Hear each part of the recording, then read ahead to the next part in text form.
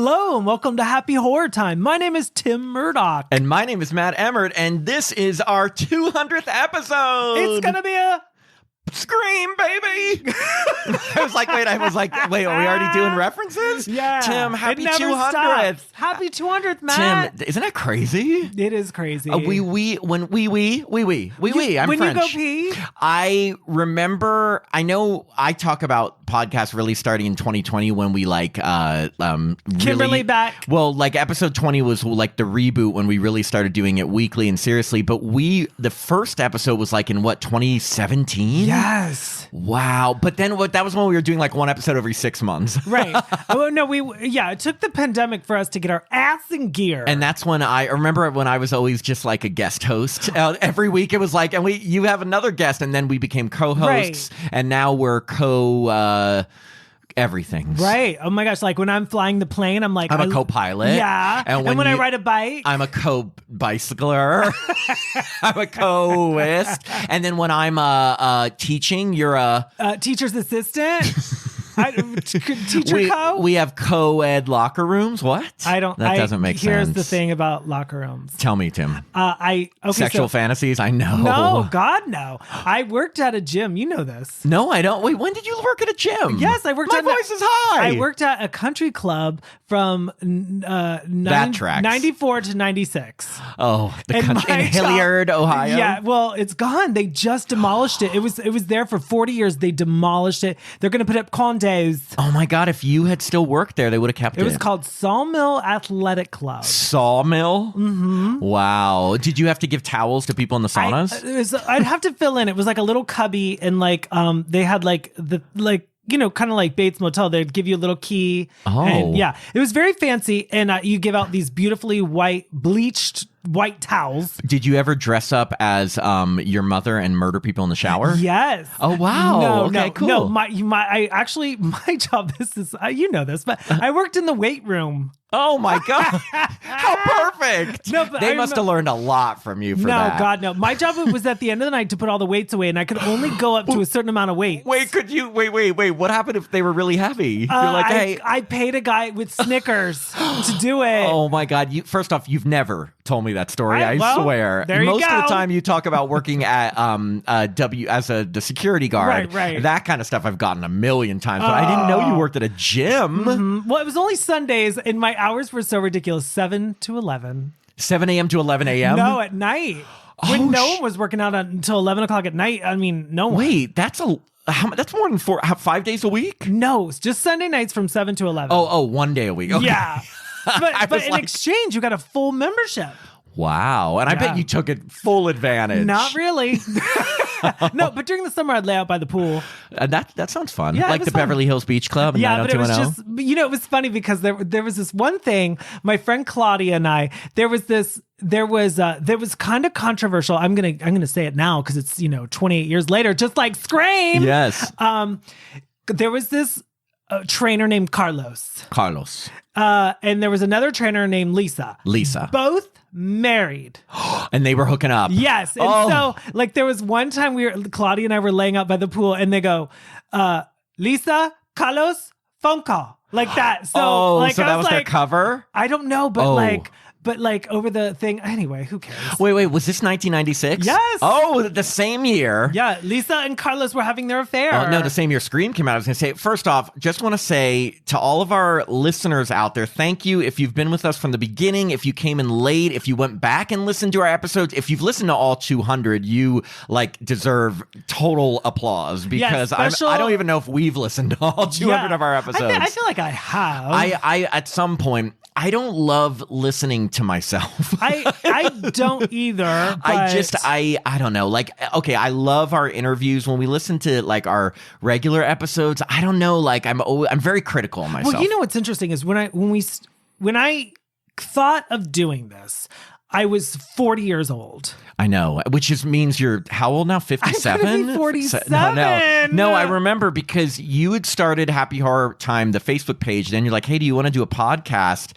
And at that point, you want to talk about horror movies? Sure. But we had like no structure, no plan. I just started a Facebook page and I would occasionally do YouTube videos. Oh, yeah. So then 5 years later, I was like, everyone was doing podcasts. I hate to give my ex-boyfriend credit, but it was him. Oh, he said you should do a podcast? He goes, you should do a podcast. Well, I will give my current boyfriend credit that he was the one, Jacob, who is now our producer. By the way, the unsung hero. We've talked about him a bunch, but like he's so involved in everything that we do, all of our decisions. He edits the episodes. He helps us like come up with ideas for things. He's very much involved. You just don't hear him every week.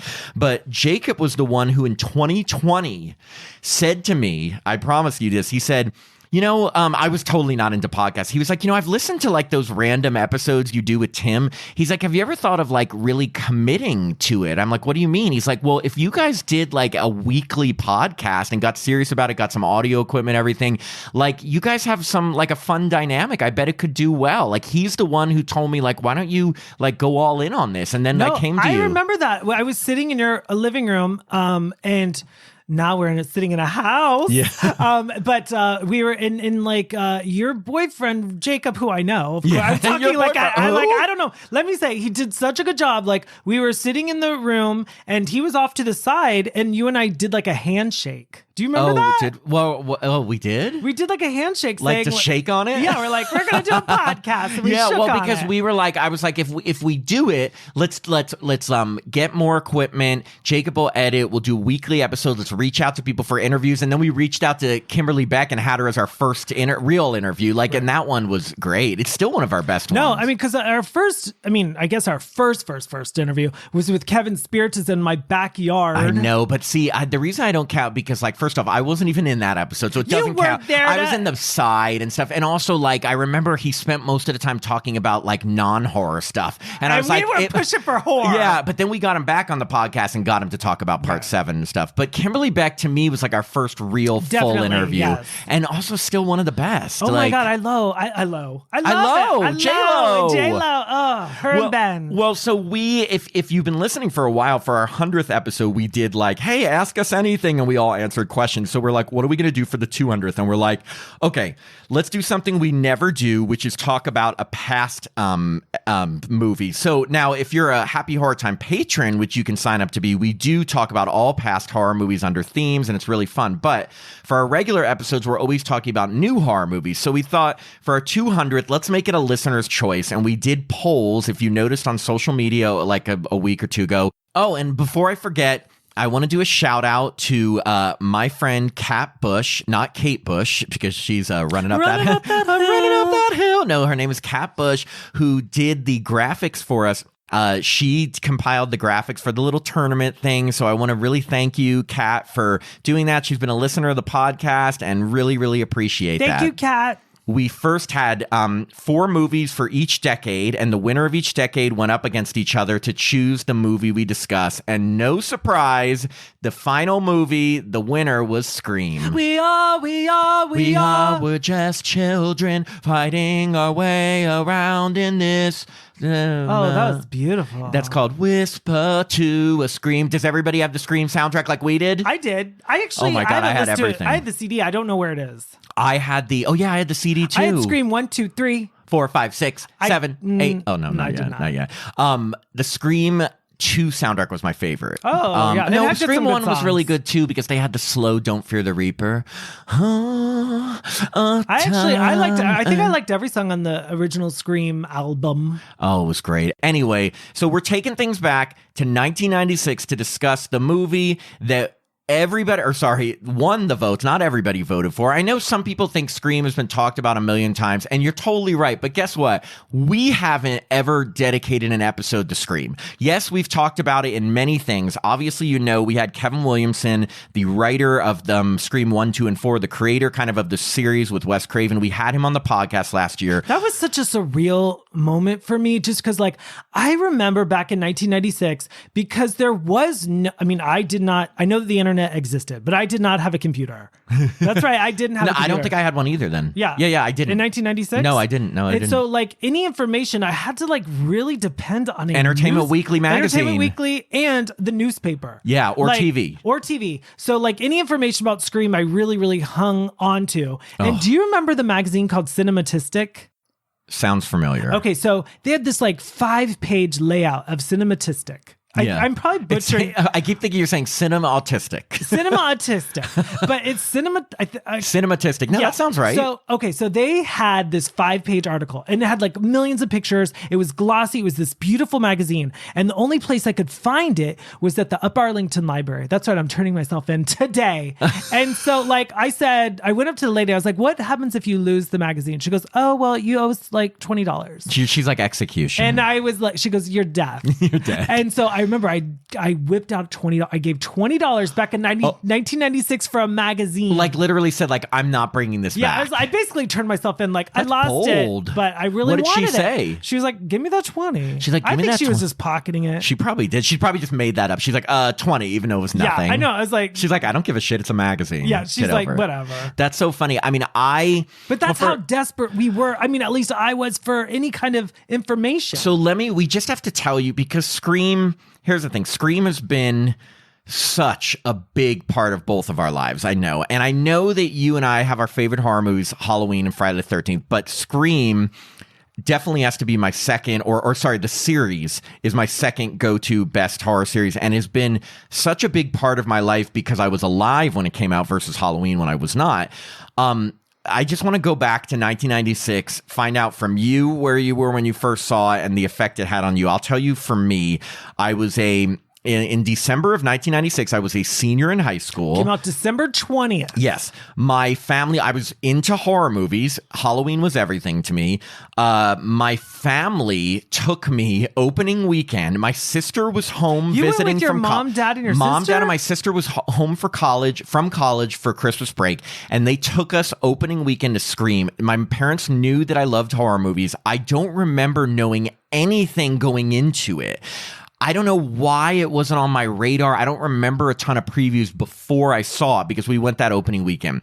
So we go that opening weekend. I remember sitting in the theater during the Drew Barrymore scene being terrified.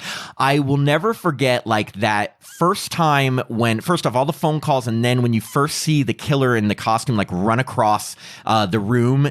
And it was just terrifying. And I remember being in absolute shock when they killed Drew Barrymore because of the poster and everything with Drew Barrymore, thought, just like most people, that she was the star. So I was shocked when that happened. And then they switched to Neve Campbell at her computer. And then I was like, are they going to now kill her too? Like I was just... It was so big. When you have and this is such a cliched thing to say, but when you open a movie killing Drew Barrymore, where does it go from there? Especially back before that was a thing to even have a big opening scene like that. And then I remember telling all my friends, I mean, you know, they always say that Scream did so well because of word of mouth. I mean, I was one of those people telling all my friends, going multiple times over Christmas break with all of my friends. And I ended up going to see it 6 times. Wow. I shot him 6 times. I think I actually saw it 6 times as well, and I did not see it. My family was not let's all go see Scream. Yeah. No, I mean, but I did drag them. I did go with my sister-in-law Lori. Shout out to Lori. Hey, Lori. And Trevor and my mom, and I dragged them to like the most brand new, beautiful movie theater at the time. But now it's closed. Cut to everything today. is closed. It's closed. That you knew. Yeah. I know, it's sad. Time. Time is sad. Yeah. Time is sad. Opening weekend, you went? I went opening weekend with my friends, but I do remember sitting in my seat being very uncomfortable during Drew Barrymore's scene because I thought, and this actually happens in the sequel, you know how there's like a copycat? Yeah. So I remember thinking like, I hope my generation does not do this because it's so effed up. Well, I mean, that brings me to the after effects of Scream. My friends and I were so into it. I immediately bought the costume. I would crank call my friends doing the Scream voice. I don't like that. I did that all the time. Now, obviously, but I'm not a murderer. I don't like you. But I will say this, like, when you look at the killers in Scream and it being people that are obsessed with horror movies, I was a little afraid. I'm like, are people going to think because I'm so obsessed with the movie that I'm going to be a killer? No like joke. that? And I'm sure us doing this podcast, I just want to let everyone know. We are not killers as opposed to all the horror podcasts. No, but it is funny because at that time, like you said, like the killers were obsessed with horror movies. I was obsessed with horror. It's like A equals B, B equals C. Someone has taken their love scary movies one step too far. In a way, if you didn't know me deep down and that I'm a not an awful crazy person, like you could think, oh, he has the same sentiment, but like it was always jokes. If you flash forward to September of 97, I went to college. I left California. I went to Boston University. Did you take your Scream mask? Yes. So I had the entire Scream costume, and I used to. So I was in a dorm where each floor was like, there was a guy's floor, a girl's floor. And I would go up to the girl's floor wearing the costume and run down the halls and scare all the girls. What? Yeah, I was that person. So gay. I know, totally gay. But the funny thing was I would call like people in different dorm rooms with the Scream voice. Like, so I'd be like, hello, Tim. That's really I always good. thought I could do it pretty well. Yeah. And my friends and I, we made parodies. I'm talking about like before Scream, like Scary Movie existed. I was obsessed. Before Scream came out, in 1995, I made a little ditty on YouTube. You can watch it called Deadly Teen. Deadly Teen, not to be confused with Deadly Friend. No, which is Christy Swanson and, ironically enough, directed by Wes Craven. Well, so the thing with the Scream had, and I remember, speaking of not having news, I remember the Entertainment Weekly that came out like the summer before Scream 2 came out, and I was like so excited because I had the first like pictures from Scream 2. And another thing that I think hit me so big with Scream is that I was the exact age of the main people in Scream. So when Scream 1 came out, I was in high school just like they were. Well, when Scream they 2 were 26 and well, 20. they were really, but I mean, in the movie they were. But I was really 17. Same. And then when Scream 2 came out, it was my first year of college, and they went to college. Now, and then in Scream third one, you went to Hollywood. No, Scream 3, I was still in college. Unfortunately, I did not go to Hollywood. But and then the fourth, you went back to Woodsboro. And then in fourth, I went back to Woodsboro. And the fifth, I was a new person. I had a daughter. No, I swear it made it, because again, it's like when you watch something and you're the exact age, and it's like you're living through it. It just like, it really hit me. And then what I also loved about Scream was that, and everyone admits this now, of course, is that it was made for people like us who loved horror movies, because all the characters were aware of horror movies, because it all stemmed from Kevin Williamson, who was a horror movie fan. Halloween is his favorite movie. He puts it in the movie. The dialogue is all about it. He also really likes Friday 13th. I mean, he made a movie called Sick where he pays homage. Oh yeah, of course. But you're Mrs. acting like Voorhees. you can't like both. Look, you can't. But what's that phrase that a lot of people have been saying? Like, two truths can be true. Two truths can be true? Right, oh. the two things can be true at one time. Oh, no, I don't think so. Only one truth. That's only true. one, yeah. There's only one true but thing. But it has been like a full circle moment in both of our lives, I think, that we ended up getting to talk to Kevin Williamson last year. And the thing is that we knew that was going to be a big interview for us because it's Kevin Williamson. Everybody loves the Scream series. We didn't know, though, that a quote from the interview would get picked up and broadcast on like all these different publications around the world, which was crazy. That was so crazy because when I first moved to New York City, I went to go see Teaching Mrs. Tingle by myself because I literally knew no one. And I think what led to me pursuing any kind of acting in my life, I guess, would be Scream. I mean, there's so much that has been Scream. I mean, I'm trying to think if there wasn't a Scream that had come out in my life. I mean, obviously I still loved horror, but it really took everything up a step for me. Yeah. I mean, I really was, for those first years, obsessed with Scream. Everybody knew I loved Halloween, but Scream was so important. And I feel like a lot of horror lovers, this is a similar story. I mean, we've talked to many people. Scream was a big influence on them, but like, it really took over my life. No, it was one of those things that just hit at the right time. Like the 80s were over, 1996, and like if you 90s weren't doing well with slashers. They were not. I don't think they even. I mean, like, barely. Can you name a slasher from 1990 or between 1990 and 1996? I mean, Jason Goes to Hell. I know, that's the thing. And nothing against Jason Goes to Hell, but it was also supernatural. Yeah, I know. Oh, exactly. It was dying. They even talked about that it reinvigorated the slasher genre, which it totally the thing. did. I was so excited. When I saw Scream, I loved, well, first off, it's smart. Oh, yeah. Because a well-written script, obviously, by Kevin Williamson. The score, I love that I would, not for the actors, but of course, all the actors are written so well. And I know of course, Kevin Williamson created the idea, which was so smart and genius, but Wes Craven executed it. So it's like together they were the perfect team. And I think what also appealed is at that time, horror lovers like us didn't see horror lovers in horror movies. Like we didn't see ourselves in the movies, and we didn't see people that were the whole idea of meta, like kind of talking about things that were happening didn't happen then. Or except for Wes Craven's New Nightmare. That did have some of that. Right. And I'm sure it was hit on here and there. And I know that there's some underground films that are similar to Scream in the sense that they might have had a character go like, I'm not going in there. Like, did you ever see Friday the 13th? Like, it was touched on. But this whole movie was the premise. They had never had someone literally detail the rules of horror movies. They never had genius lines like when Sydney says, like, I don't like that shit. Some big-breasted girl who can't act always running up the stairs when she should be running out the front door. Like, it was just great lines like that. The rules were perfect. And it was things that people like us could identify with. And also, it really made the line between horror and comedy. I had never, up until that point and barely since then, seen a movie that could juggle horror and comedy so well. They could be legitimately scary and funny at the same time. Yeah, and I know some people think it's such a fine line. And you know what film really, really did it well? Jason Lives. Friday 13th Part 6, Jason Lives. Oh, yeah. Like, because if you look at the tone of Part 5, it's very serious and like, and then you look at 6, like it's funny. It's like, so did Halloween H2O. Just kidding. Halloween H2O wasn't funny, but no, it wasn't funny. But it was part of that '90s type of like self-aware kids. Like, did you notice that that kids was still after Scream, and that was Kevin Williamson also. But did you notice that teenagers in like the late '90s suddenly became smarter in horror movies? They became more self-aware. They knew what the situation was. Whereas when you watch an '80s slasher, does any teenager know what's going on? No, they never know what's going on. They're never figuring things out. And it's kind of fun to watch it because they get killed off so easily, but they never can anticipate what's going to happen. Whereas in the Scream movies, they always knew what was going to happen. And that's what was genius. And you can't like do that again. I mean, there have been a million knockoffs, but it's never going to be as novel as it was back then. The cool thing about Scream is like when it came out, like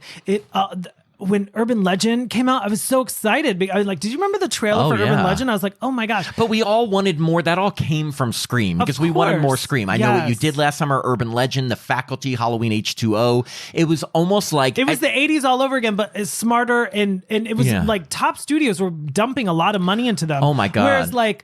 Friday 13th Part 4, the final chapter, maybe would cost like $2.8 million, and whereas like these movies cost like $15 million. Yeah, I mean, because they would make their money back easily. Exactly. And one thing about Scream, before we kind of get into going through it, is that it was the #1 grossing slasher film of all time until 2018, when Halloween 2018 passed it. It's really weird that they'd even touch that old movie Halloween. First off, it was Halloween 2018. It was great. And if there's ever a movie to pass Scream, it's okay if it's Halloween. Halloween franchise, as long as it's not Halloween Ends.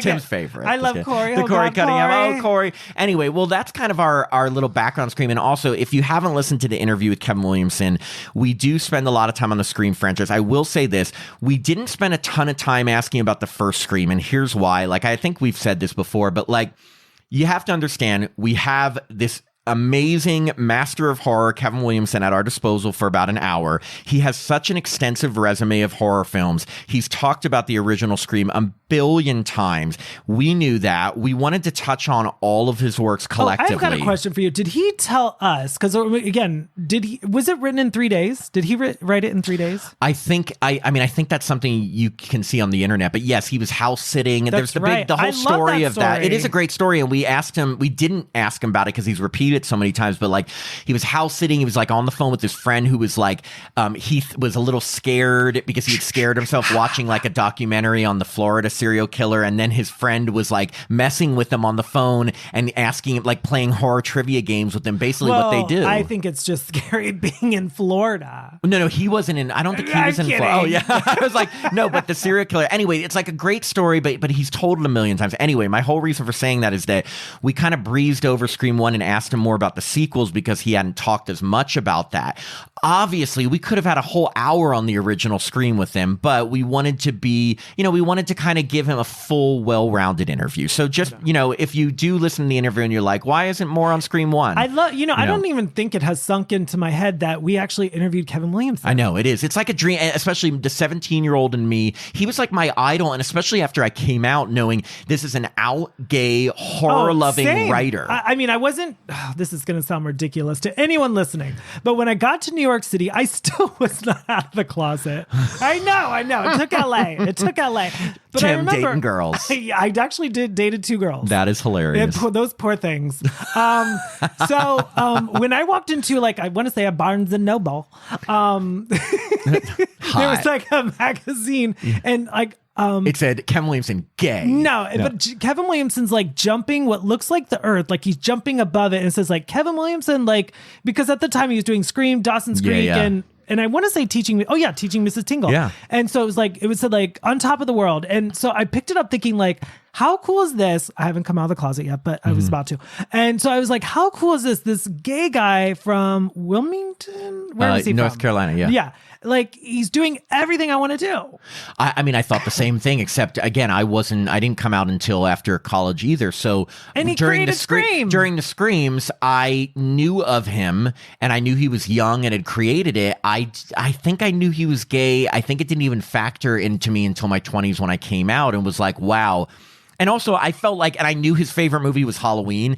And another reason why Scream was so perfect for me. Well, he was destined to have a flaw. Another reason why Scream was so perfect to me is that you are literally watching like maybe 5 to 7, not 5 minutes, maybe like a bunch of different clips from Halloween while you're watching Scream, and the Halloween music is playing during the movie. So I'm like, what could be better than my 2 favorite movies like together? So at the time, again, it was perfect, and I'm only shocked that people didn't think I was crazy and like a killer because I'm so obsessed. I want to put your mind at rest. I absolutely think you're crazy. Oh, thank you. See, I knew I could count on you. Anyway, so if we're going to go through the movie, maybe not as detailed plot because everybody knows the plot, but we can talk. If you're listening to this, you've seen Scream. You've seen Scream. But we do have to start with the opening scene with Drew Barrymore because not only is it terrifying and I guess probably the best scene of the movie, Absolutely. But it's become iconic. And I don't know exact polls because I don't do enough research, but in terms of best opening scenes of horror movies, it's got to be on a top 10 list. And I think every single podcast we start, and there's a sequence before the credits or whatever. I always say, well, it's no Scream opening. Yeah, exactly. It's no Scream opening. I mean, so they set up Drew Barrymore to be this character named Casey Becker who's alone and going to watch scary movies, and she keeps getting these calls from someone with a scary voice, and for some reason she keeps answering the phone. Yeah, and she has VHS tapes. Yeah, she has VHS, but already the dialogue is so smart because the person on the phone is asking her about her favorite horror movie, which of course is Halloween because she's smart, Tim. Yeah. And then they even ask her about Nightmare on Elm Street, and she says the first one was great, but the rest sucked, which was such like a fan opinion at that time, It's just crazy because Wes Craven also worked on part 3. Yes, I know, and I read something that he almost didn't want to put that in the movie because he thought it was too like egotistical, but Kevin Williamson convinced him and said like that's what a lot of people think, like whether you like it or not, like meaning because he wrote and directed part 1, and he didn't want to be like only mine was good, but a lot of people think that. So, but then she slowly finds out that the person on the phone is right outside. Yeah. Well, there's one scene. Well, obviously the fun starts because like her boyfriend's tied up and like, outside. Yeah. And then he's like, hey, let's take like a quiz. Well, that's the best part of this. Because first off, there's some great lines in this, and I still quote them today. One of them is when she answers the phone and says, listen, asshole. And he says, no, you listen, you little bitch. You hang up on me again and I'll gut you like a fish. Do you like that, Tim? Matt, you're scaring me. Tim, why would anybody think I'm crazy? I don't know. No, I that have was a knife. one of my favorite lines. Another one is her boyfriend's outside and they decide that, you're going to have to answer these questions. But Tim and I noticed today, after watching it for the 200th time, is that the two questions they asked Drew Barrymore happen to be about Halloween and Friday the 13th. Oh, no. Who knew? Of course she gets Michael Myers as the killer right, but I swear, the way they asked the who was the killer in Friday the 13th question, I bet 80% of people seeing this movie probably thought the same thing. No, that's the most genius thing either, because genius thing either. Oh my god, I can't get my words. I know what you're saying. What I'm saying. So I remember when I saw the movie and I was like, oh, it is Jason, and then I was like, oh my god, it is the mother. And that's what, again, is like these little things that are so genius, because true horror movie lovers know it's so brilliant that the original Friday the 13th, actually the killer's Mrs. Voorhees, but when you think about all the movies, you think Jason. So it's such a good question to trip even horror movie fans up. I remember watching it. I think I was thinking, oh, it's Jason, because you don't even think, no, the first movie wasn't. So of course she gets it wrong, and the killer guts her boyfriend. I'm talking guts spilling out. And you know one thing, when I'm trying not to say, and you know one thing. How many times do I say, here's the thing? You're like, all the time. We started out as friends. Hell yeah. I couldn't get over, I asked you, I said, is that a wig for Drew Barrymore? Oh, yes. And you said, oh, yes. But there are sometimes I thought it looked real. I mean, then you must have been blind. That's like asking if Laurie Strode's hair in Halloween 2 is a wig. When people on Halloween dress up as Casey, it's an instant, it's such a good costume because there's a white sweater, popcorn, cute wig, and holding a phone. The phone, yeah, or a knife, the sweater, the popcorn. But what unfortunately then, the killer throws something or a chair through the door. I loved it.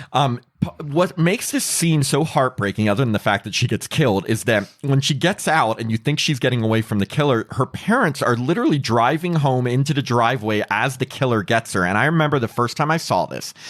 There's nothing, it's almost like that Helen Shivers moment, and I know what you did last summer. When turns around. You're so close to being free or okay, and then you get killed.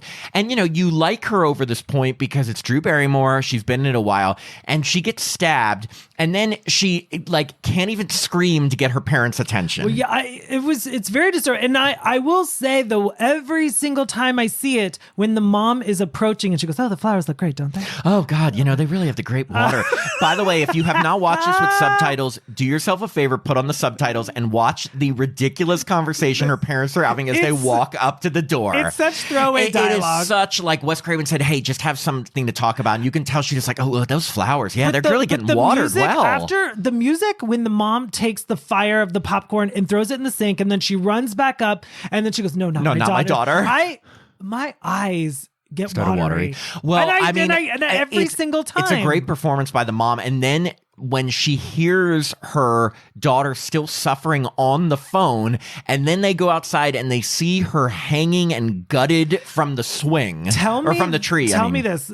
I don't think we've ever discussed this. When the guts are on the ground, is there like smoke coming off of it? I don't know, but I do know that from just knowing all these little random facts, that they had a lot of trouble getting the ratings board to get it an R, and a lot of the scenes they had to really cut or go through really quickly were the gutting scenes of both her boyfriend and her. So that's why, if you're wondering why it goes so quickly up to the her hanging and you barely kind of see it, they had to cut it. I'm sure there was a lot more in there. I do not remember seeing it smoke. If you look at her guts, did they light her on fire? No, but because it is probably freezing outside, the heat of her guts is But I hate to break it to you, Tim, they're not really guts. What? They were fake guts. Oh my God. I thought Drew Barrymore got gutted. Isn't it weird? Because each day when I turn into her talk show, I'm like, how's she there? Casey, what are you doing? No, I didn't notice that, but it very well could have been. Maybe they were hot guts. That's what I'm saying, hot guts. You want some hot guts? What if the movie was called Hot Guts?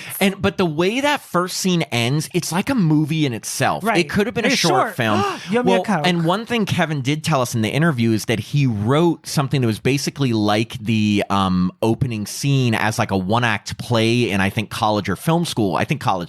And it was kind of like a one-act play, but it was the whole opening scene. Well, the stars were aligned because when Drew Barrymore looks inside her house from the outside and sees Ghostface runs across, I don't think there's anything that still is burned in my skull. So scary. It's so scary because I think anytime a victim sees the killer, it's disturbing because they know their time is limited. And especially at that point, I don't remember. Again, I just, for some reason, when I went to see it, I had missed the trailers and the marketing, but I don't remember. That was my first time seeing the killer's costume.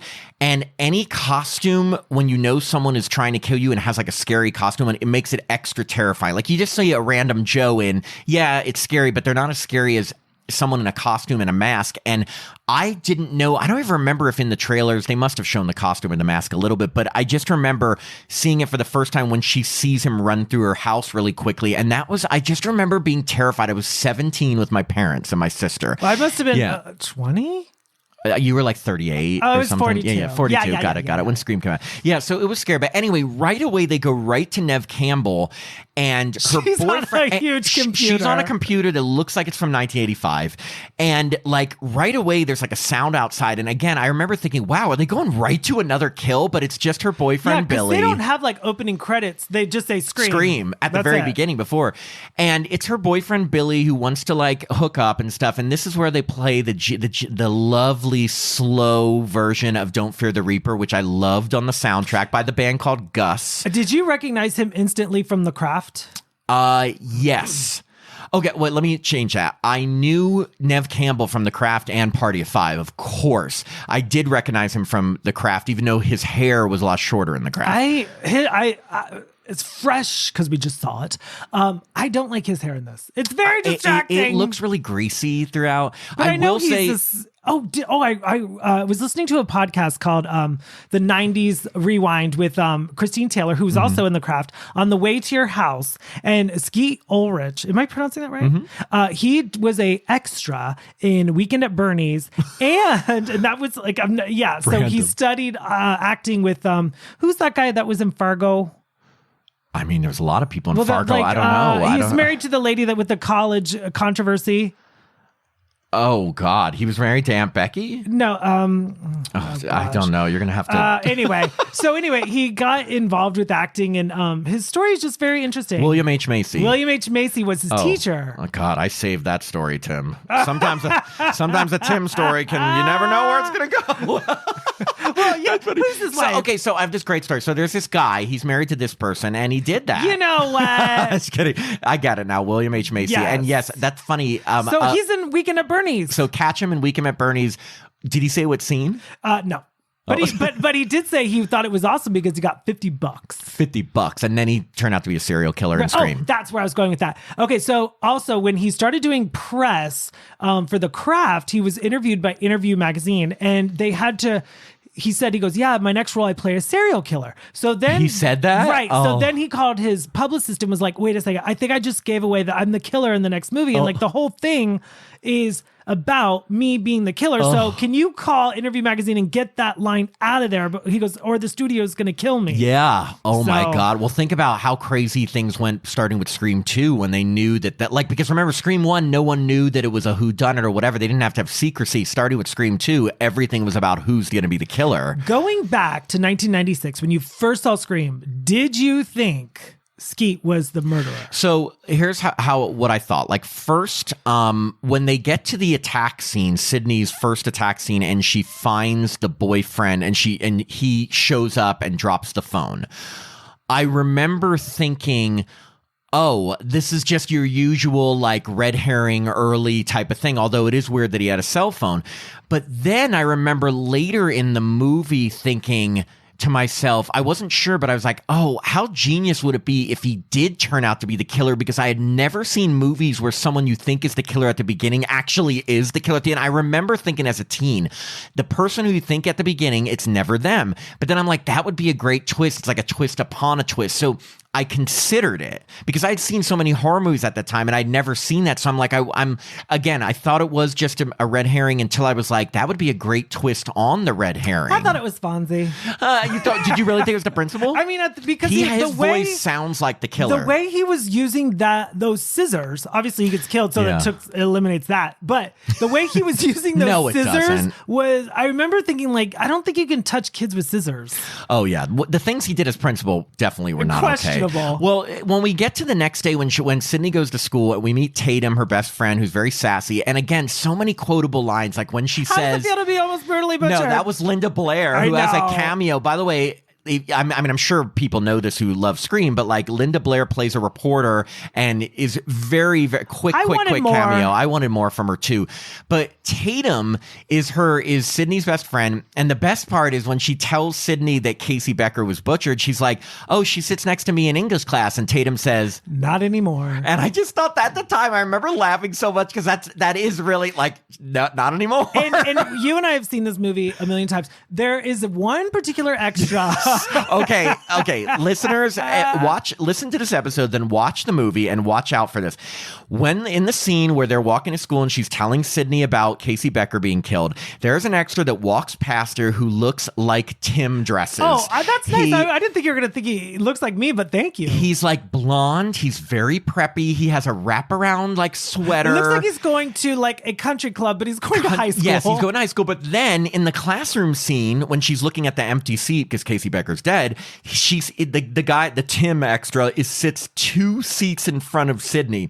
So watch that scene. Watch Tim walk by her. He gives eyes. He's doing a lot of eye acting. When they say, Sydney, now you have to go to the principal, and he's 2 seats in front of her. I mean, it is literally a young Tim. Oh, thanks, Matt. But it's so funny because he looks like he's in a country club. Yeah, and the one thing about movies from all the 80s and a little bit of the 90s is that high school students could be 30. Oh my God. And I love that. So we also are introduced to the fact that Sydney's mom, Maureen Prescott, was murdered brutally a year before. And it's like, there's all these rumors that Sydney's mom was a big whore and slept with everyone in town. But Sydney's it takes a while before wasn't. We find anything out. Like, they keep that whole subplot under wraps. But it's so great because the way it leads to just everything in this whole series is so genius, but like all the puzzle pieces that come together. But at that point, you just know her mom was murdered a year ago.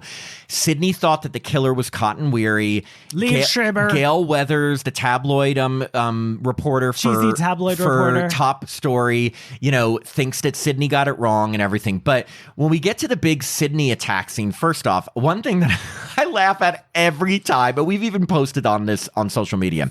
When Sydney goes home that day on the bus, she gets off the bus and some random extra girl waves and says, "See you, Sydney." Bye, Sydney. I mean, it is.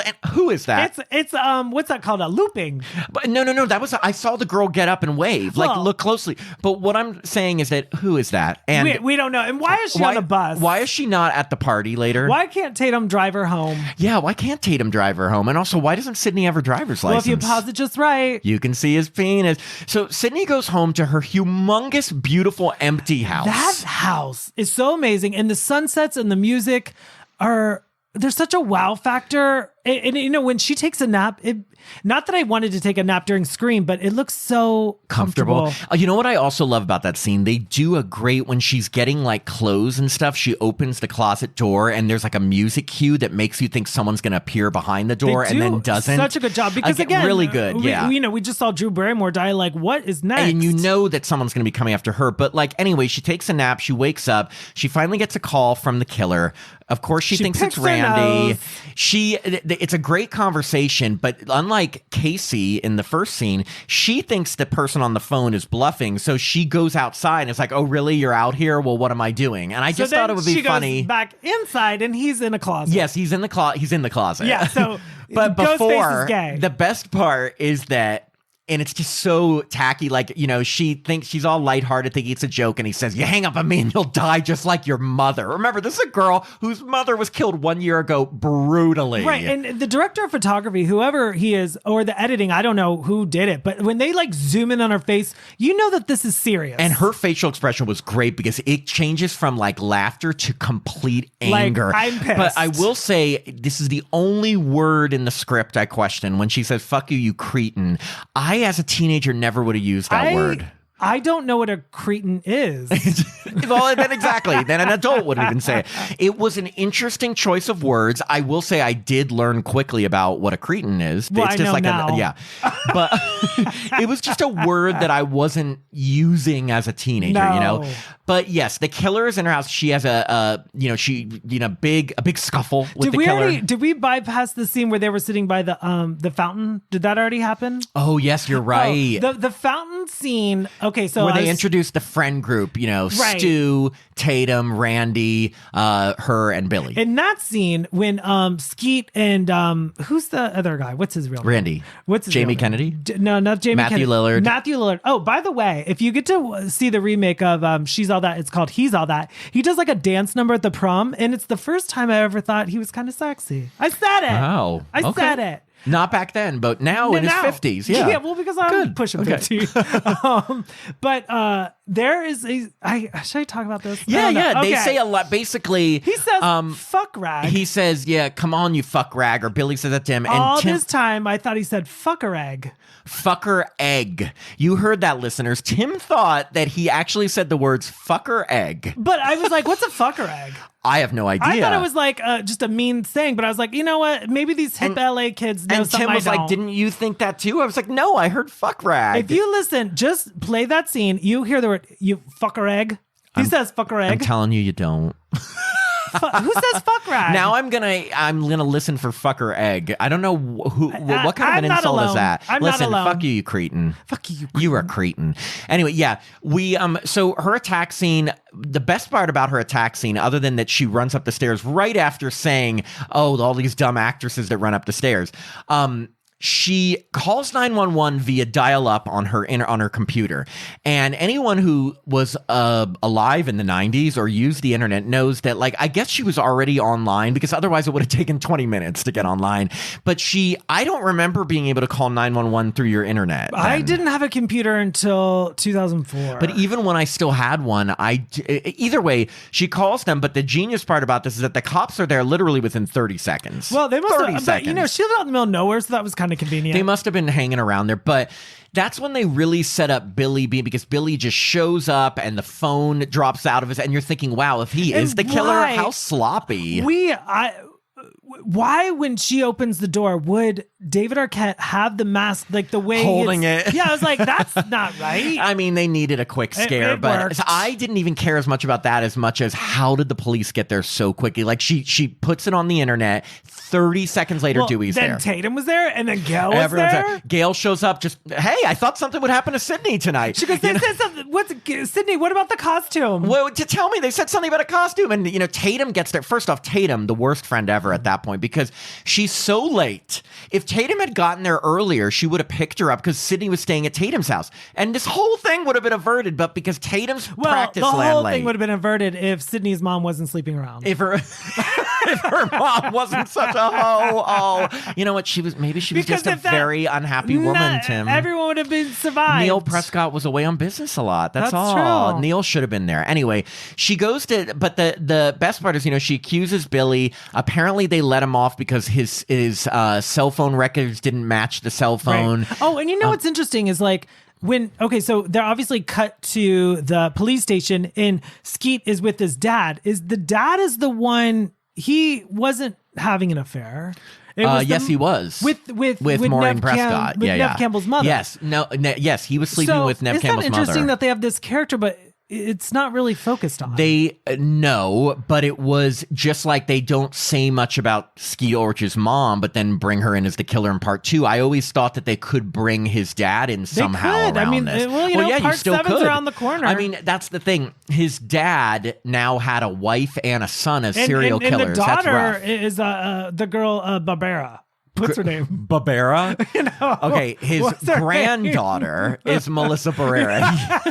Hanna-Barbera. She's Hanna-Barbera. She is. She totally is. Anyway, there's a great part outside the police station where Gail, she's so hungry for a story, finally, and this is the iconic part where she approaches Sydney, and Sydney says, oh, how's the book? And, oh, it'll be out soon. I'll send you a copy. And Bam!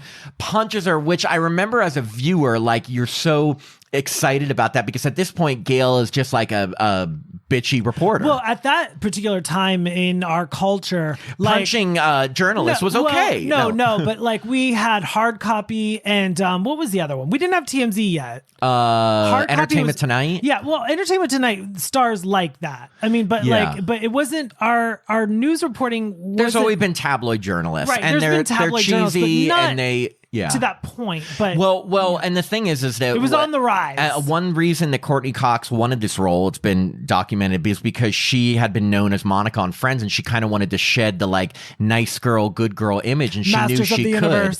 Not Masters of the Universe. She knew she could shed that by being like this bitchy reporter because it was so different than Monica, and so it worked, and she does great. I mean, I love Gail Weathers. Since I didn't watch Friends back then, I only knew her as Gail Weathers, so there was no nice girl like didn't watch persona. Friends? Not back then. That's so No. interesting.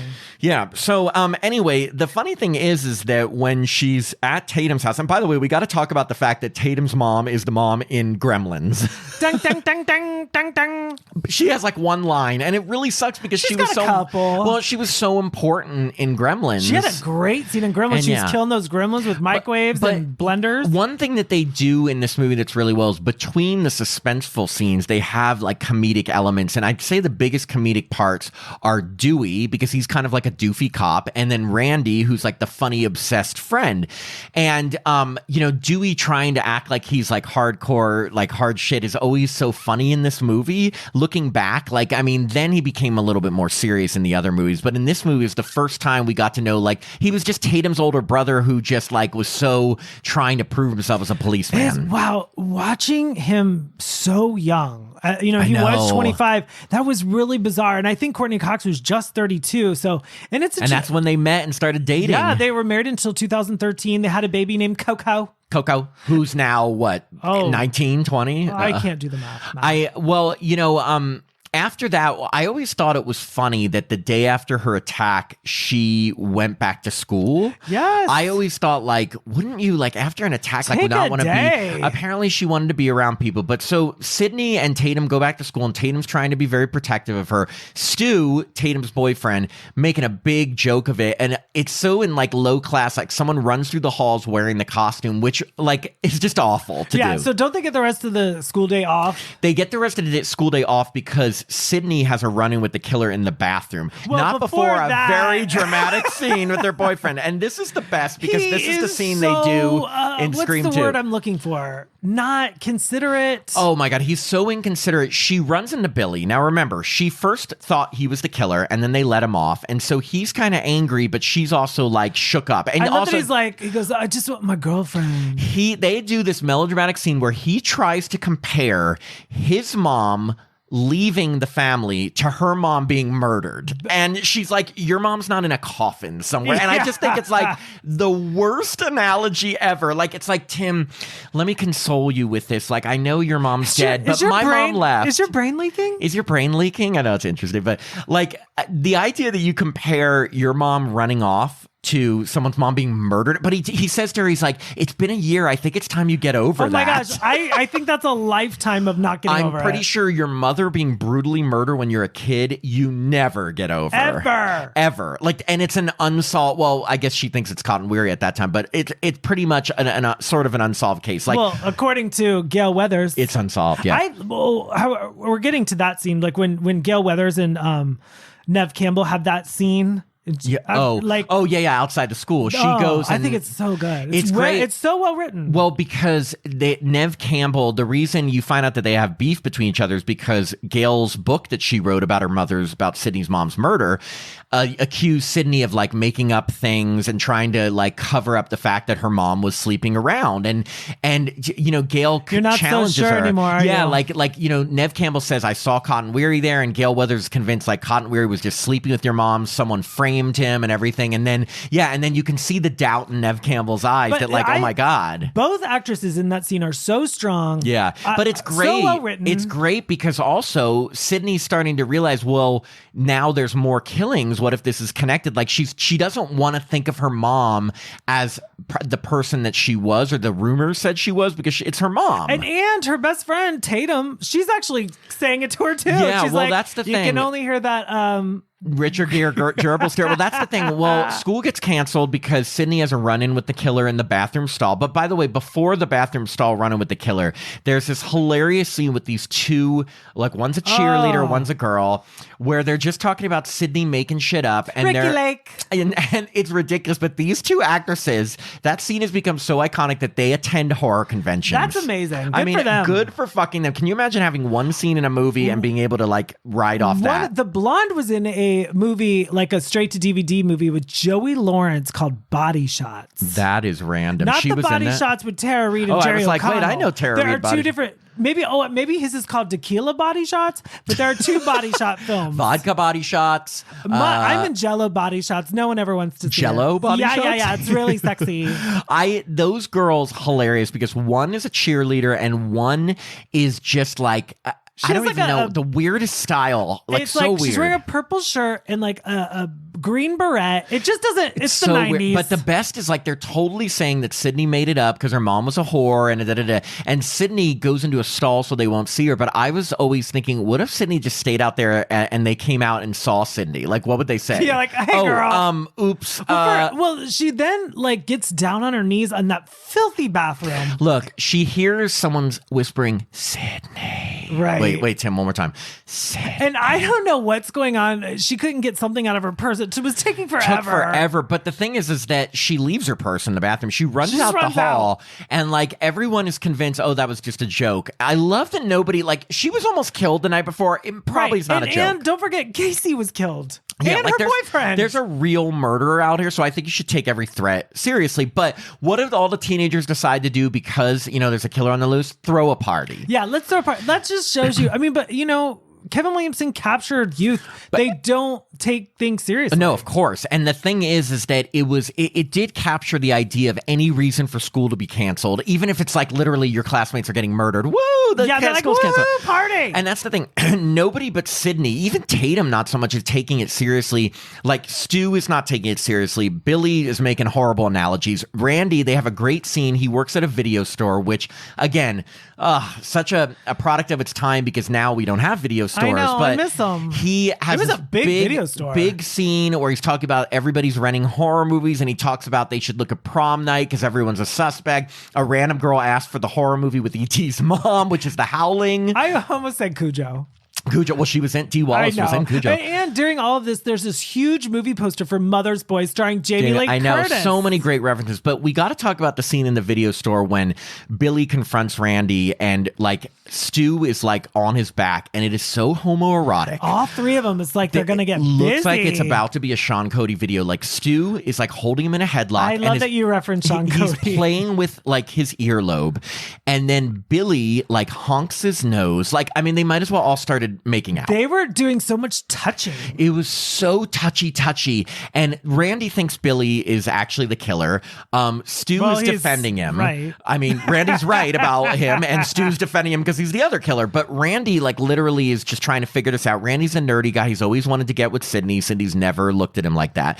But that scene, I even remember as a teen being like, I'm not that touchy-feely with my guy friends. And I'm gay. I'm not touchy with anybody. I'm just thinking about if I was like playing with your earlobe, Tim. Like that's it's just so homoerotic. But I mean, it makes sense, I guess, for the relationship between Stu and Billy later, but very homoerotic. Well, they actually tapped into that in Scary Movie. Where the guys are basically gay and they're, so we get to the big party scene because I guess Sydney figures, well, the best place to be is around a bunch of people. I mean, my view is like she's just looking for any kind of normalcy. Well, the whole thing is her dad went away on a trip, but now is missing. And so part of them think that her dad is the actual killer. And then other people think that her dad just like disappeared. And it's tough because she doesn't have a parent there and she's staying with Tatum. So she really just needs people around her. But we do have to do one scene before the party where they're shopping in the grocery store. This is amazing. The way the ladies are throwing things into the cart is always so funny. So they get like ice cream and they throw it in, or chips. And then they have this kind of funny dialogue and then they push the cart away. And then in the reflection of like the ice cream like freezer is like Ghostface. And apparently Ghostface Ghostface was not only following them, but went into the grocery store wearing a Ghostface costume, snuck through the aisles, and then now I will say again, I barely have any criticism with this movie. I would call it like a masterclass in horror filmmaking, but there are a few scenes I still laugh at, and that's one of them. Looking back, and since it's so fresh in my head, why? Here, I do think that when he's watching them outside Tatum's house from the woods, that's okay because it's in the woods and he's watching them. That makes sense to me. But the grocery store is a little funny. I'm like, no one saw him. Last time I checked, when I go to a grocery store, I'm not the only person in it. This is what I'm going to do, Tim. Tonight, I'm going to dress in the Scream costume and go to Ralph's. Well, I'm not going to pick you up at the police department. I'm going to see how quickly I get arrested. I'm just going to follow you as you're talking about penis. I don't know. And I'm going to be in the reflection. Arrested. You would definitely be like kicked out of the store. You'd be detained, or someone would be like, "Excuse me, get out." I'm pretty sure. Remember, there was a news broadcast where they showed the costume, so they know that's the killer's costume. So nobody in Woodsboro is going to be cool with that. But there was a curfew, right? Yeah, but they were at the store, so the store was still open. True. I love that we're talking about how did he sneak in? Unless he went in the back exit. And maybe the frozen food aisle was at the very back. I mean, there could be a million explanations. We need to stop talking let's get Kevin back on and ask him. Kevin, I'm pretty sure he didn't write that in the script. That was let's just throw this in the movie. I'm curious if Wes was just like, we want Ghostface in this scene. I have a feeling literally it was just like, let's make it known that Ghostface is still following them. But yeah, grocery store, a little weird. Anyway, they go to the big party. It's at Stu's place. Everyone's parents are always fucking gone in these movies. Stu has the biggest, most beautiful farmhouse. I kind of want to go to that house. Yeah, you can remember there was there's tours, wasn't like an Airbnb, and you So Stu's having a big party. That house, by the way, it's the one thing in Scream 5. Well, it's just called Scream 2022. Yes, the house is cool and they do capture it, but the house is still standing. I don't know why they filmed it in a studio. I'm really confused too. Why? I think it was they were filming during pandemic times. Maybe they had to film in Canada. I also am just like, if you have that house still available, why make a set based off of a place that you can actually access? I'm not sure, but I mean, don't get me. I liked Scream 5. It still worked, but you can tell that is not the same house. No, it's a studio. You can tell. Yeah. Now this scene, but I still love that. It's apparently the scene that took like 20 days of filming or something. It was like the longest scene ever. It's like the entire third act of the movie, and every good big character's in the scene because Dewey is there to kind of watch over the party. Gail comes there with her cameraman because she always wants to catch the scoop. What's the name of her cameraman? Kenny, the camera. Jesus, the camera. My name's not Jesus. She goes. When I say what, Kenny, I know you're about 50 pounds overweight, but when I say hurry, please interpret that as move your fat tub of lard ass now. I knew I was like, all you gotta do is tee me up. Yeah. The funny thing about this movie, I can't tell you how many movies Tim can quote word for word almost every Friday the 13th. I only have a few. I can do it with Halloween and I can do it with Scream, and I can probably do it with Scream 2 also. But and you can do it with Scream 3. I know you can do it with Scream 3. I'm pretty good, but I mean, this one, of course, I know this movie, but not like dating. you. But dating Brad Pitt. How did that work out? Oh, being single. That's a good pretty fallback. Scream. You're better at Scream 3. So, the big party when Gail comes in, everyone's so excited that a tabloid reporter's there, except Sydney and Tatum are not happy. What does that extra say? I watch your show religiously, and then Courtney Cox walks by and she's like, yeah, thanks, whatever. She puts like a camera in there because she wants to get the scoop of this party. And it has a 30-second delay. I love that, rather for so many questions about this, like if they really think a murder or something's going to happen at this party, maybe station a few more cops there. Like if this is the big hot party of the teenagers, Dewey's there. Dewey's like, come on, how many movies has he failed? How many murders are usually in a small town? Woodsboro? I mean, Maureen was murdered. That's Casey, true. her boyfriend. But I guess 1996 was a different time. I think that they, it's just funny because the sheriff who's in this movie, and by the way, the guy who plays the sheriff in this movie was also in Nightmare on Elm Street. So as a police officer, the original Nightmare on Elm Street, That's he's a police officer. Was. Yep. And so it's just a nice Wes Craven tie, but like he does not show up any more in the movie after that. But That's Dewey so is there. interesting. Yeah. He really doesn't. Yeah. So very early on in the party, they have a great scene where they're talking about Jamie Lee Curtis movies. And me, of course, as a kid, loving Jamie Lee Curtis in Halloween and knowing of all her horror movies, loved the scene because I'm like, written by a true Jamie Lee Curtis fan. I mean, well, they also decide to watch Halloween. Of course, and they put Halloween on, so it's like, couldn't have been better for me. And then, of course, Tatum has to go, because she's the beer wench. She has to go and get beers. And I will say, really early on in the party, they kill her off. And it's funny because it is a bummer because you really grow to like her because she's like the sassy friend. She's sticks up for Sid. She's tough. And I will say, she goes out swinging. She's in the garage. And Ghostface shows up. He cuts her arm. Then, she throws beers at him. So she gets a couple whacks in there. A bunch of whacks, and she hits him with the fridge. She also has some great lines like, Casper, that's a wrap. Yeah. And, lose the costume or Sydney will flip. Oh, yeah. And then she says, I'm sorry, Ghostface, I don't want to be in the sequel.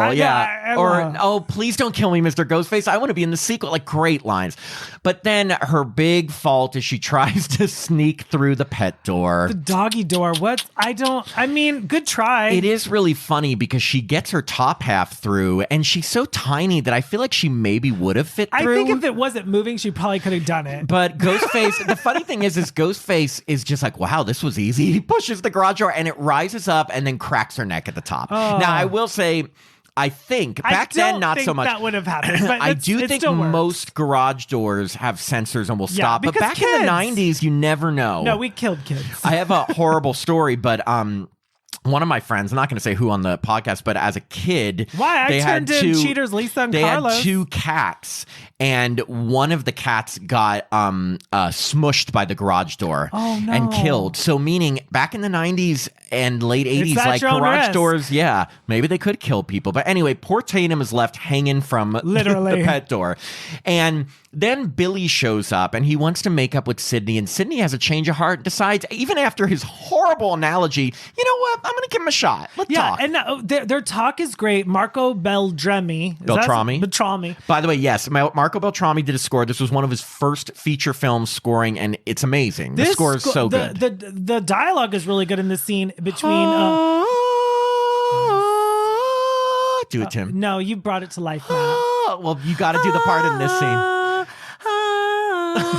Thank you. That was terrible. They have this conversation. Billy is so obsessed with movies. He's talking about, it's like this movie, like this movie. And she's like, Seattle, Meg Ryan. Blah, blah, blah, blah. She's like, but this is real life. This isn't a movie. And he's like, it is a movie. And she's like, God, if I can only be a good Meg Ryan rom-com or maybe a good porno. And the music goes,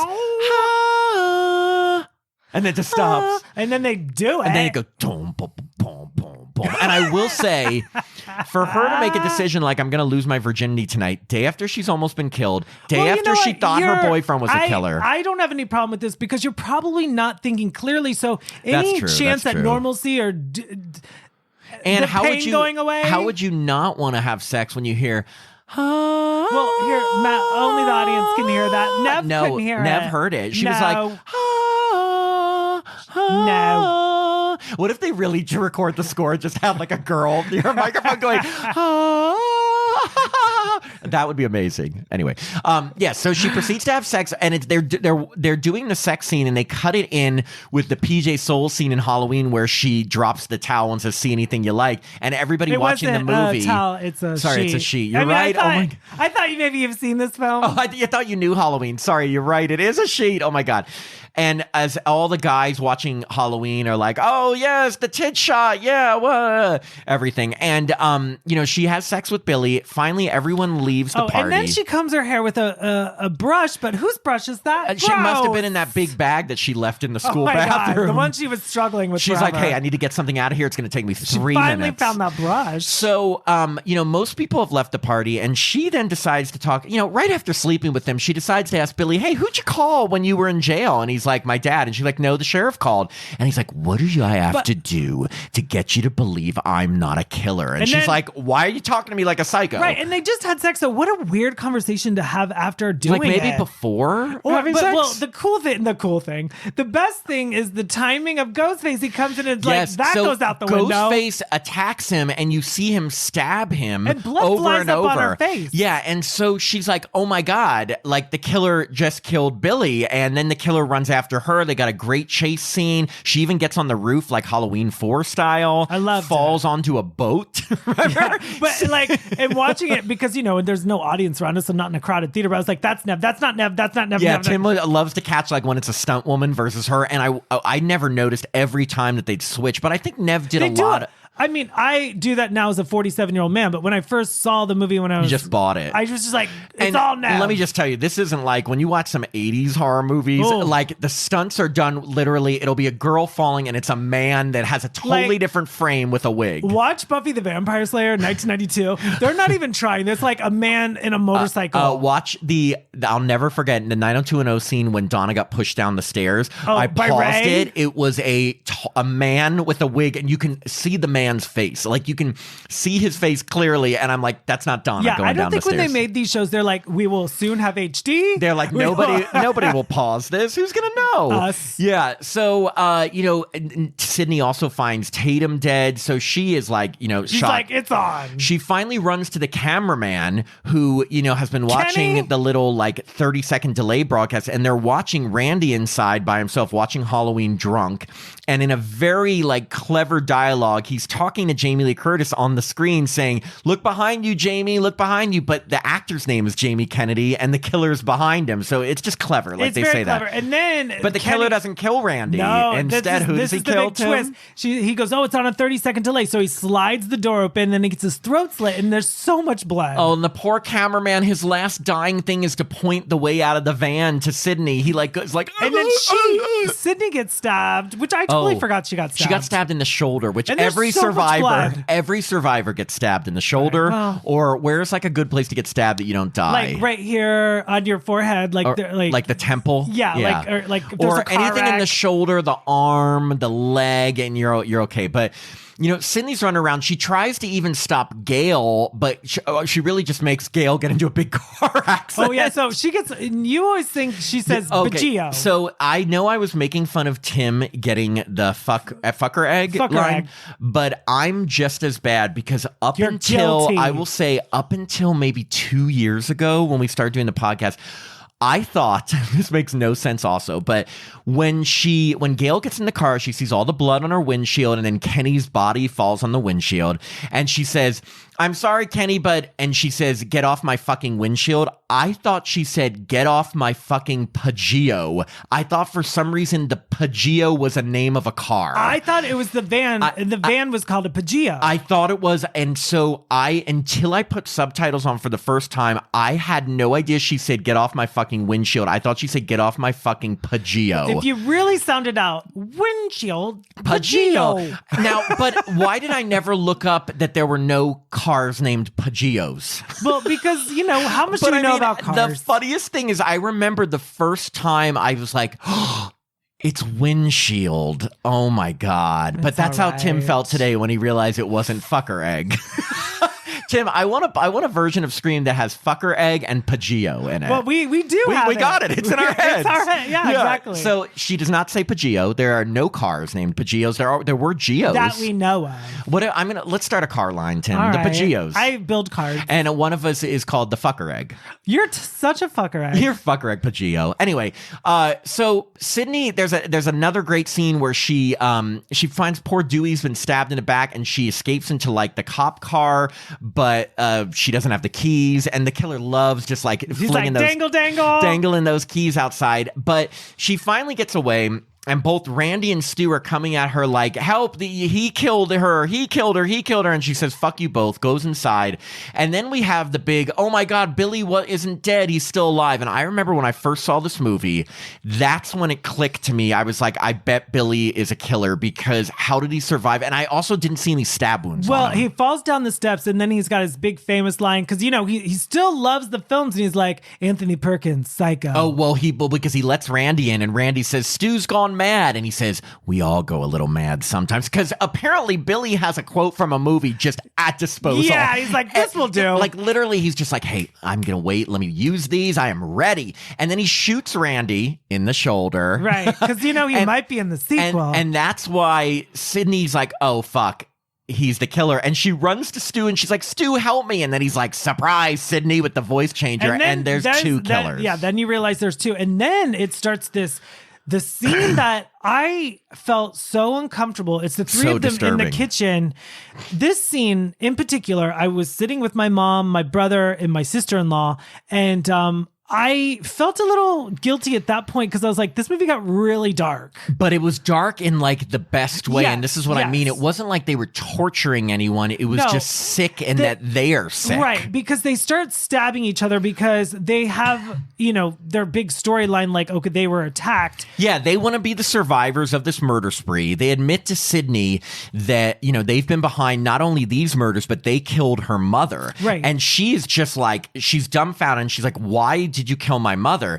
And Billy admits that his dad was sleeping with her mother, and that's the reason his mom abandoned them. And all I could think of at that time is, why didn't you kill your dad too? Like, why was it all Maureen's fault? Oh my goodness. And then they have this really disturbing sound when the dripping of the blood of it's really, if you turn up the volume in that scene, it's really disturbing and it makes it much more effective. Well, I think what is so disturbing is they are so sick that they have devised a plan where they are going to survive this and not be seen as the killers because they're going to frame Sydney's dad, who they've kidnapped.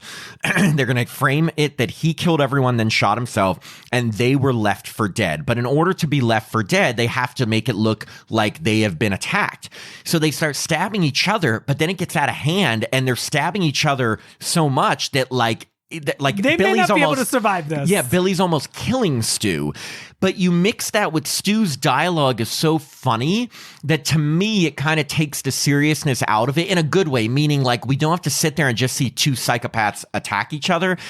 He mixed like the comedic dialogue made it watchable, like meaning I wasn't uncomfortable because of the comedic dialogue. I agree. And like my mom and dad are going to be so bad at me. Right. Like that is the one thing that I think the reason that Scream is so successful because it walked that fine line so well. So well. And it also, anytime things get a little too dark, throw in a comedic line. You know what I mean? Yeah. It's like Wes Craven, Kevin Williamson, they both knew how to do that in a way. Because if it's just dark, you might as well just be watching Texas Chainsaw Massacre. And if it's just comedy, you might as well be watching Weekend at Bernie's with Skeet Ulrich. Right, and he got $50. $50. But right away, you think, they tell him this plan, and then Gail comes to save the day. She has the gun, and you think she's going to save the day, but she forgot to take the safety off. Kicks her to the front of the house. Kicks her against a pole, and then he's about to shoot her dead, but Sydney has hidden. The girl, what's his name?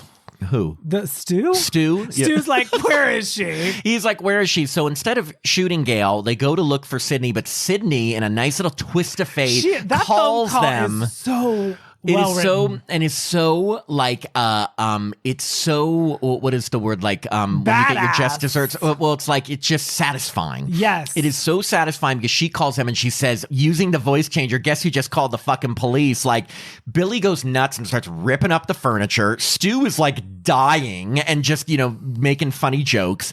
Finally, Billy's looking for her, and in a very clever take, he sees in Halloween Jamie Lee Curtis in that ending scene when she's hiding in the closet, and he's like, "Oh, Sydney's in the closet, aka she's a lesbian."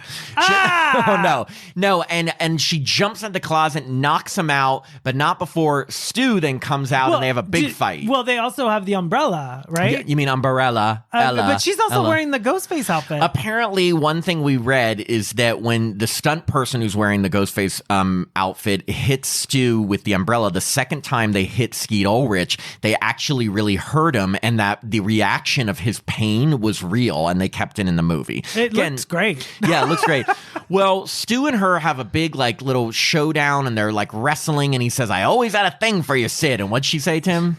In your dreams. And then she throws the TV screen on his head. It cracks and electrocutes him. But for some reason, people still think he's alive. We even asked Kevin Williamson that being electrocuted by a TV. Listen, it's happened to me many times. Look, I mean, I hate to break it to all the people who want him to be alive, but Kevin Williamson told us, because we asked him flat out, is Stu alive or dead? And he's like, dead. And guess what? Kevin Williamson's directing the new Scream. So I don't think Stu is coming back, Anything is possible. I know, but I just don't think, I just feel like we need to move on from that. Like, Stu is dead. I mean, of course, but you know. I do look, and if they're going to bring Ghostface back, I want Mrs. Loomis back. True, she was shot in the head, but like, yeah, I would say getting a TV on you, possible. Shot in the head, maybe not. Yes, maybe. Yes, definitely not. But you know what, Matt? I'm not a doctor. And electrocution by that, yeah. And he's just been hiding for a long time. Right? He's like Michael Myers in Halloween Ends in a sewer. He's in a sewer with Corey Cunningham. Yeah. That. What if they had Stu was with Corey Cunningham? Oh my God! What if Stu's in a sewer? What if Corey Cunningham is Stu? Anyway, well, there it is, everyone. We figured it out. But then, as a viewer, Billy is not dead. He got hit by an umbrella twice. He's good. So, of course, he gets up and he starts strangling Sydney and he says, "Say hello to your mother," which is just the worst. Like, if she did get killed in that moment, can you imagine the last line you hear is the murderer who murdered your mom saying, "Say hello to your mother"? It wouldn't be a line. Well, not sorry, the last words that you hear. But then he is about to stab her, and Gail, who's finally now gotten the gun and taken the safety off, shoots him, and you're like, thank God. But he's still not dead, and in a very great homage to horror movies, Randy says, "Careful, this is the moment when the supposedly dead killer rises up for one last scare." And then he does get up, and Sydney shoots him in the head. Oh, it's amazing. And she says, "Not in my movie." But I wanted to say, it did happen. And then she says, "I really prefer the Babadook." That's what she says. Oh, no, that's Scream 5. No, I saw it in Scream 1. I know, that was a rough last line. I don't care for it. I will say, when she does say "not in my movie" in this one, it is kind of funny because he did get up and scare you. So actually, it did happen. But she means her movie. It's when she makes a movie. That's right. Yeah. And then, they have the big ending and where Gail is reporting on it. And you can tell that Gail...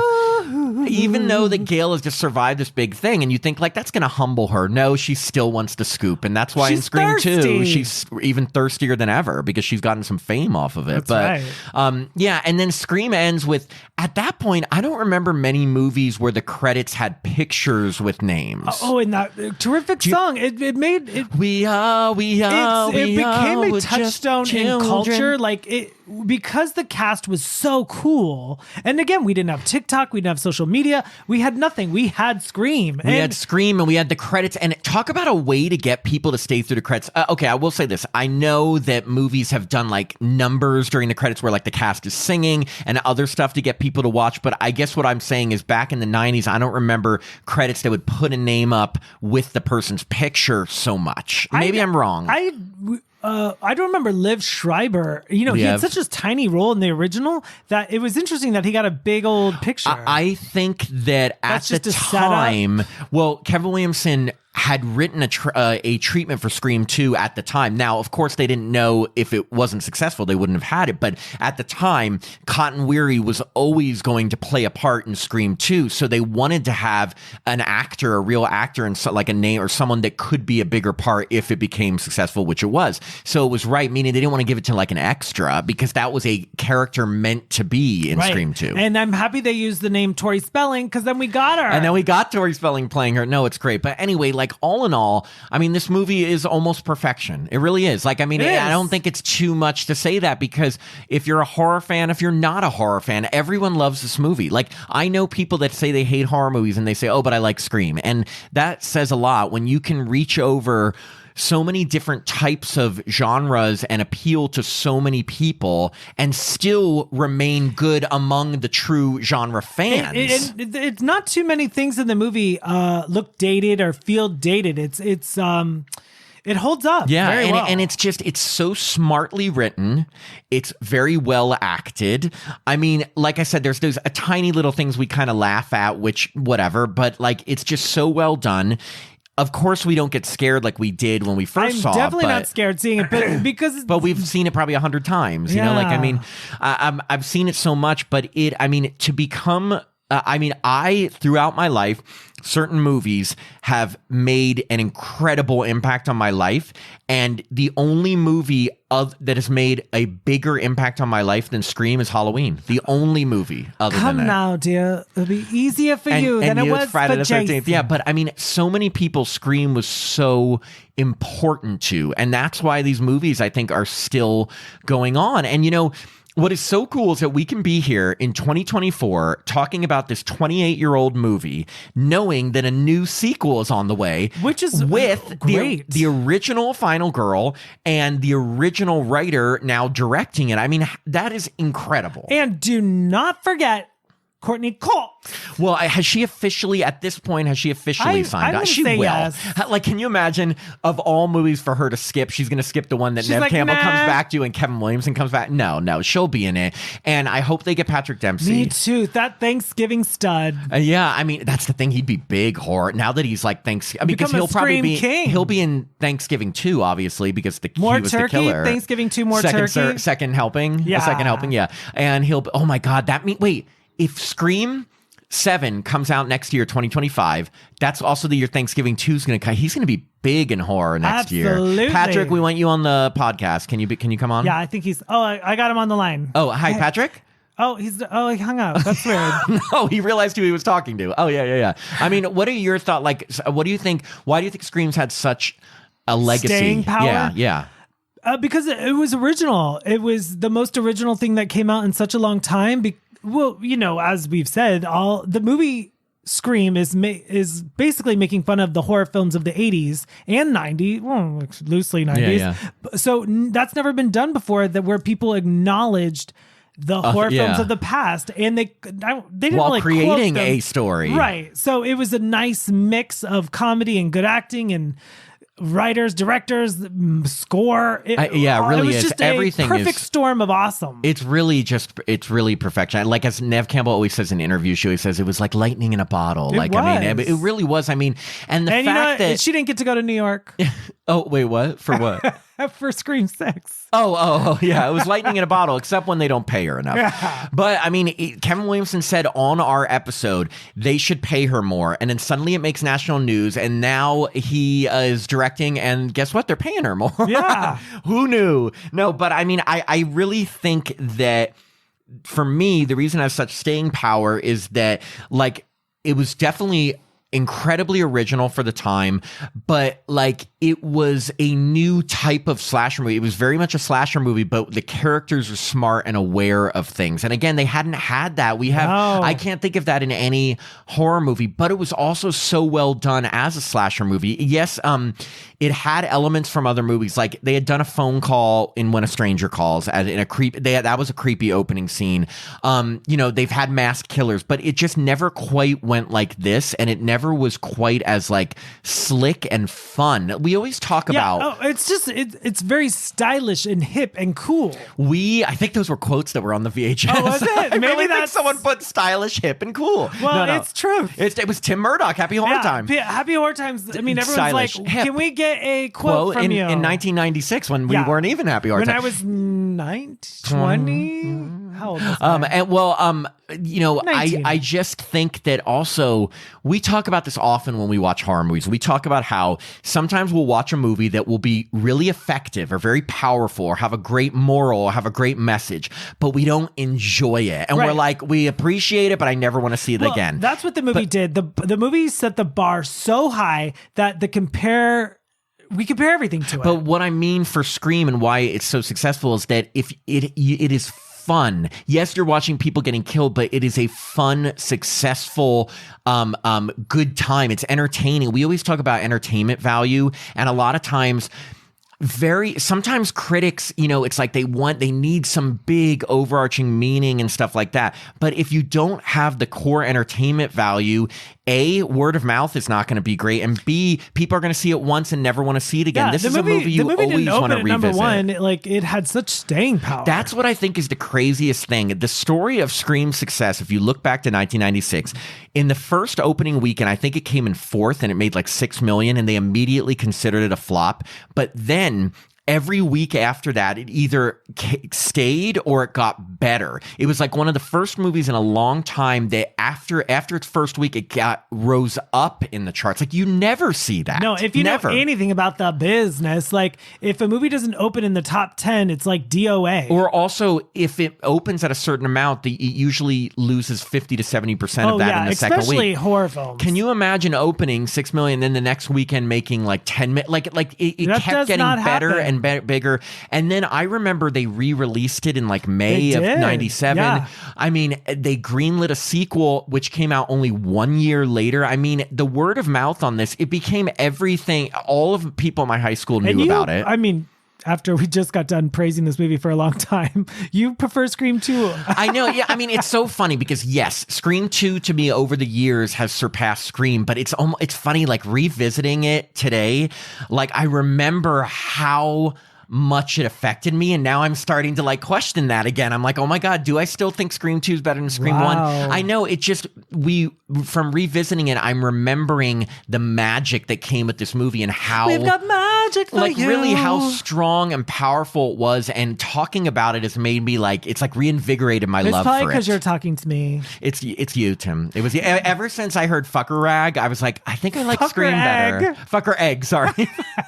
First off, that sounds like you're saying fuck her egg, which is gross. Fuck her egg. Fuck her egg. I definitely didn't say it like that. Yeah. Look, I just want to say to all of our listeners, for 200 episodes now, thank you so much for sticking with us. And we love doing this. I love doing this with Tim. We have such a great time. We hope that you guys have a great time with us, you know? I agree with everything Matt said. Thank you for listening. What a treat that I get to talk to Matt about Scream. And I will say this for listeners out there. If you do enjoy us talking about like older movies, I am going to do one plug for our Patreon, because we don't do this a lot in our regular episodes, but one thing that you don't get to hear us do if you're just a regular listener is go back and talk about older horror movies like Scream. And as a patron, if you sign up, our $5 patrons, they get tons of perks. We do 2 bonus episodes a month now. They're always under a fun theme. Like this month's theme was Pranks Gone Wrong, and the 2 movies that we did were Hello, Mary Lou, Prom Night 2, and Terror Train. Yeah, so we had like 1 episode for Hello, Mary Lou, Prom Night 2, 1 for Terror Train. I just said that. So I know. We also do we just started doing these little after show mini episodes where you just talk about anything going on in horror. We have a Discord, which is like a chat service where you can chat directly with us. It's really cool because you can go on and we can chat about, like, you can talk to us about our episodes. We can talk about anything. Talk to me about your day. You can talk to Tim about, like, you know, fucker egg. I can't get over that. I'm sorry. But, you know, it's just extra Get off access. my Pageo. You can talk to me about what a Pageo would be. And then we also give you the option or the ability to join us for a bonus episode where you can be on an episode with us to review an old movie. So think about it. You could be talking about Scream 2 maybe. So yeah, you can sign up to be a patron at www.patreon.com. That's patreon.com/happy horror time. It really helps us out, and you get tons of bonus content like this. So if you like this, you know, consider that. That's my listen plug. to it while you clean the house. Yeah, but anyway, so it's been a great 200. Here's to another 200 episodes, Tim. Let's do 200 more, biatch. Okay, thank you, everyone. Bye.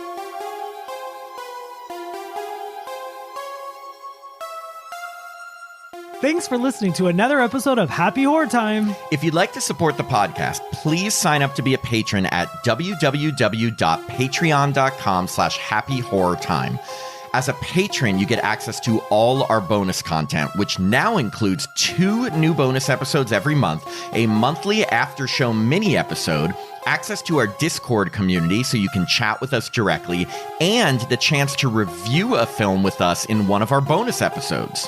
Patrons also get all our regular episodes ad-free and a day early, our monthly newsletter, the chance to vote in polls, and autographed Happy Horror Time stickers. I'm Matt Emmert. And I'm Tim Murdoch. And we hope you have a happy horror time.